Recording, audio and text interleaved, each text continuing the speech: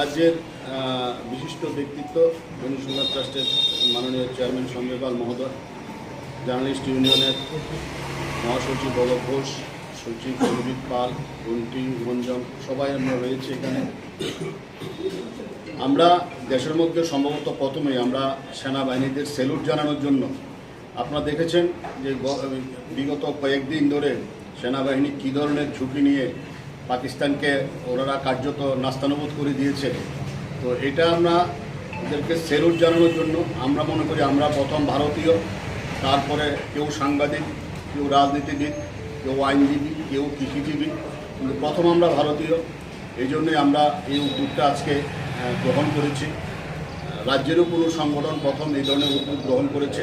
আমি জার্নালিস্ট ইউনিয়নের প্রত্যেকটা সদস্যকে, যারা আজকে অংশ নিয়েছেন সাংবাদিকরা,